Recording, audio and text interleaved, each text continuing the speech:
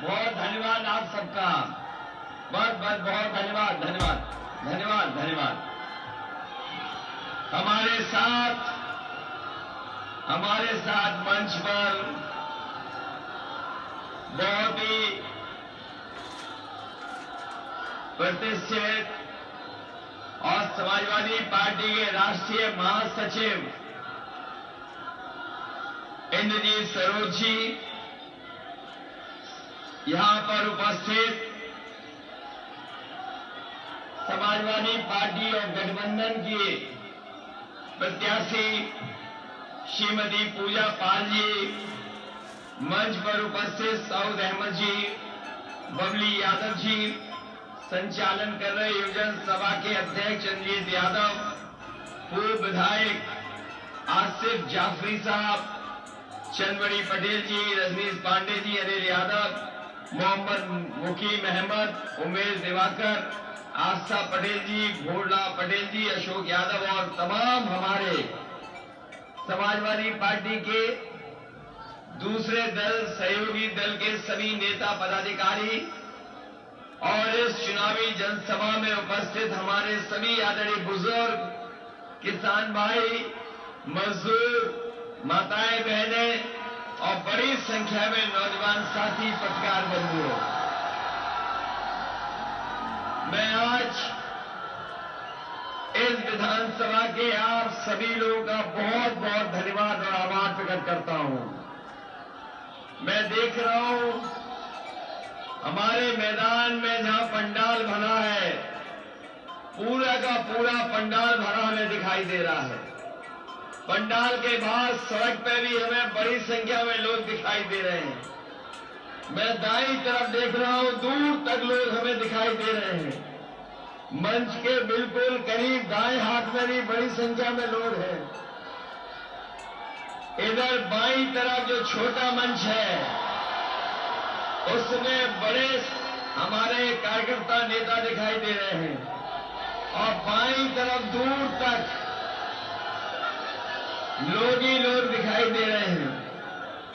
ये जनसभा लग रहा है, एक जनसभा नहीं, 3-4 जनसभा इकट्ठी चल रही है। और जहां कुछ लोग हमारे पेड़ पे भी बैठ करके नौजवान भाषण सुनने आए हैं, इधर अकेला एक बैठा है आम के पेड़ पर, एक अकेला बैठा है, और ये महुआ के पेड़ पे तो ज्यादा बैठे हैं। क्या महुआ के पेड़ तो एकदम हम इसमें ज्यादा बैठे हैं। इसलिए मैं ये कह सकता हूं कि इस बार यहां पर समाजवादी पार्टी की प्रत्याशी श्रीमती पूजा पाल ऐतिहासिक वोटों से जीत करके जा रही हैं। बताओ जिताओगे कि नहीं जिताओगे? और न केवल पूजा पाल जीत के जा रही हैं, बल्कि समाजवादी पार्टी के बहुत ही वरिष्ठ नेता इंद्रजीत सरोज जी भी ऐतिहासिक वोटों से जीत करके जा रहे हैं।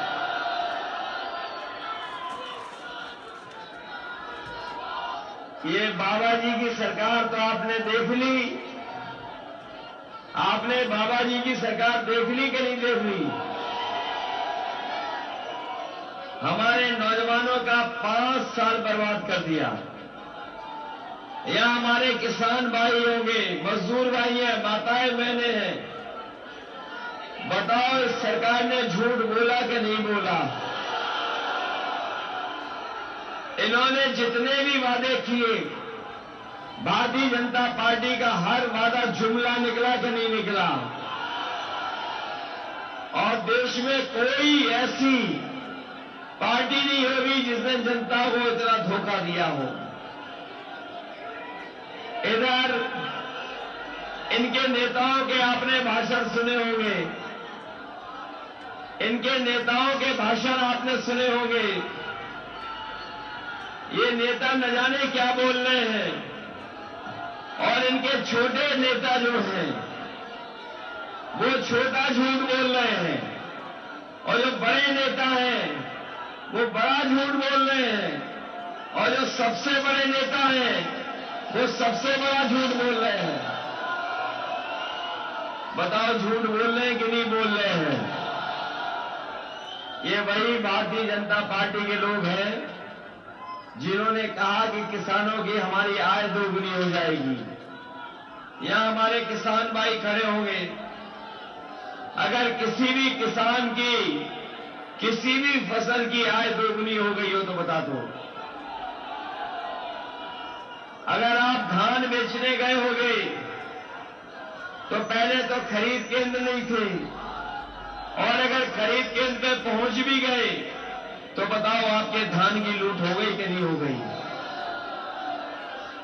और जब आप खाद लेने पहुंचे होंगे तो बताओ खाद मिल गई कि नहीं मिल गई? ये सरकार डीएपी नहीं दे पाई, और जब बोरी नापी होगी तो 5 किलो की चोरी हो गई कि नहीं हो गई? और अब इनके बाबा मुख्यमंत्री कह रहे हैं गर्मी निकाल देंगे। मुझे तो लगता है ये जोश और उत्साह देख करके इस बार इतना वोट डालेंगे ये लोग कि बाबा जी के और इनकी सरकार की भाप निकल जाएगी, भाप। बताओ भाप निकाल दोगे कि नहीं निकाल दोगे? ये जो गर्मी निकालने की बात कह रहे हैं उनकी भाप निकालोगे कि नहीं निकालोगे? हमारे किसानों को बताओ अपने खेत बचाने के लिए तार लगाने पड़ रहे हैं। गौशाला में भूखी गाय मर रही है, और बताओ खेत हमारे चौपट हो रहे हैं सांडों से कि नहीं हो रहे? ये बजट का पैसा लूट लिए, पूरा बजट का पैसा लूट लिए। बताओ गाय मां भूखी है कि नहीं है? और इनकी सरकार में जिस तरीके से महंगाई बढ़ी है, महंगाई लगातार बढ़ती चली जा रही है। और वो समय याद कीजिए जिस समय इन्होंने कहा था कि गरीब जो चप्पल पहनने वाला है वो हवाई जहाज में चलेगा। और जब से इनकी सरकार आई है डीजल और पेट्रोल महंगा हो गया कि नहीं हो गया? पेट्रोल 100 से पार हो गया कि नहीं हो गया? इनकी सरकार अगर आ गई तो हो सकता है पेट्रोल 200 रुपए बिक जाए। और जब बिजली का बिल आता होगा तो बताओ बिजली के बिल से करंट लगता है कि नहीं लगता है?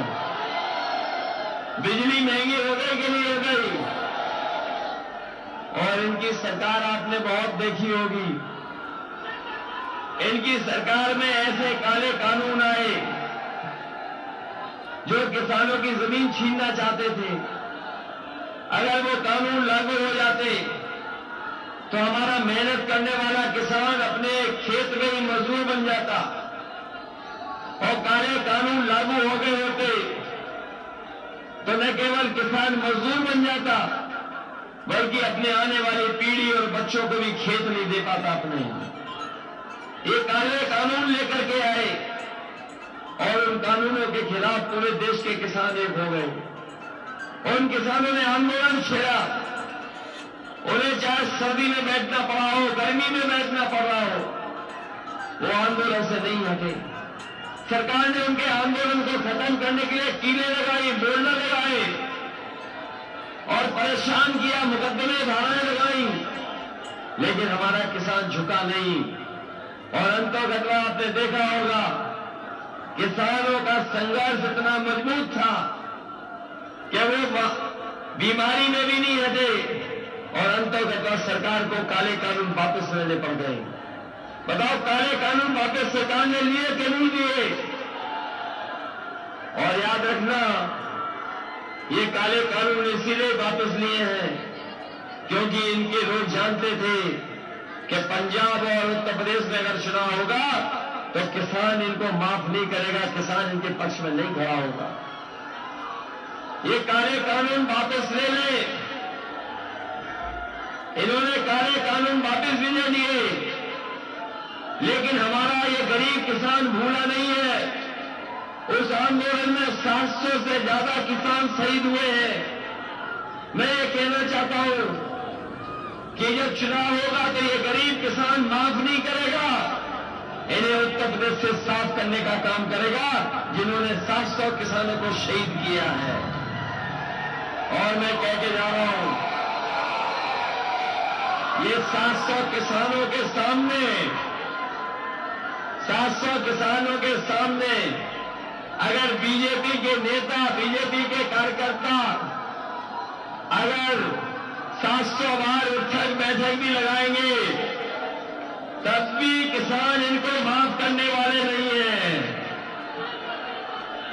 ये समाजवादी के पक्ष में सुनामी चल रही है, सुनामी। इतना जन समर्थन कभी हमें नहीं दिखाई दिया। ये उत्साह जोश बता रहा है कि इस बार पूजा पाल यहां से जीत करके जा रही है। बता जिताओगे कि नहीं जिताओगे? और जो विधायक जीता हुआ है यहां से, बताओ वो जमीनों का माफिया है कि नहीं है? गरीबों की जमीनें लूटी है कि नहीं लूटी है? गरीबों की जमीनें कब्जा की है कि नहीं की है? और रजिस्ट्री करा ली कि नहीं करा ली? समाजवादी सरकार आएगी तो हम गरीबों को न्याय दिलाएंगे, और अगर हमें रजिस्ट्री भी कैंसिल करनी पड़ी तो रजिस्ट्री कैंसिल कर करके हम गरीबों को उनकी जमीन वापस करने का काम करेंगे। ये जो दिल्ली वाले आ रहे हैं, कल कैंची लेकर के आते थे जो, मुझे लगता है कि पत्रकार साथी बता देना कि यहां का सबसे बड़ा माफिया अगर कोई है तो ये विधायक है माफिया। बताओ माफिया विधायक को हराओगे कि नहीं हराओगे? और आज तो माफिया विधायक को पता लग गया होगा कि पूरे की पूरी जनता यहां मैदान में दिखाई दे रही है। आपको 5 साल महंगाई का सामना करना पड़ा कि नहीं करना पड़ा? बताओ आप। गरीबों की जेब इन्होंने काटी कि नहीं काटी? और अमीरों की तिजोरी भरी है कि नहीं भरी? और अभी आपने पढ़ा होगा अखबारों में कि एक बड़ा उद्योगपति 28 बैंकों का पैसा लेकर के भाग गया। बताओ 28 बैंकों का 23,000 करोड़ रुपया लेकर के भाग गया कि नहीं भाग गया?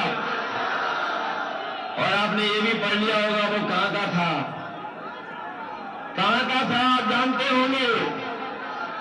पहले जो भागे थे जिस प्रदेश के थे उसी प्रदेश के ये उद्योगपति थे जो हमारा आपका पैसा लेकर के भाग गए।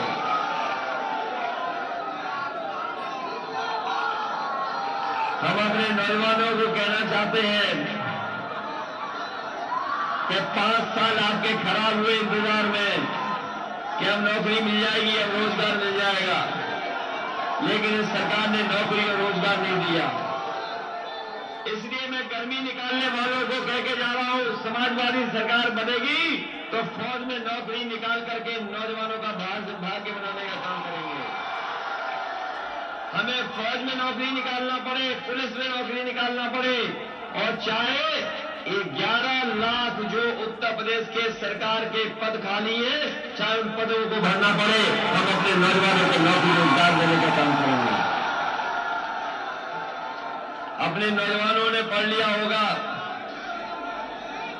कि हमने अपने घोषणा पत्र में लिख दिया है, जहां ये बीएड टेट वाले लोग हैं, हमें जगह जगह आभार प्रकट कर रहे हैं, उन्हें हम भरोसा दिला के जा रहे हैं कि बीएड टेट वालों को जो 2011 के हैं उनको समायोजित कर करके उन्हें नौकरी देने का काम होगा।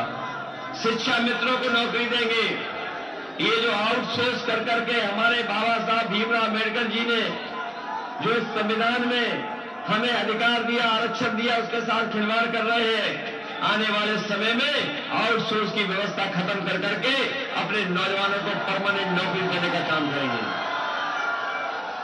ये लोग जो हवाई जहाज में हवाई चप्पल वालों को बैठाना चाहते थे, सरकार में आए तो उन्होंने सब हवाई जहाज बेच दिए, हवाई अड्डे बेच दिए,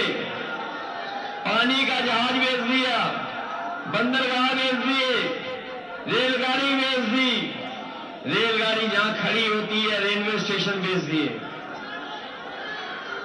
ये सब बिक रहा है। बड़ी बड़ी कंपनियां जो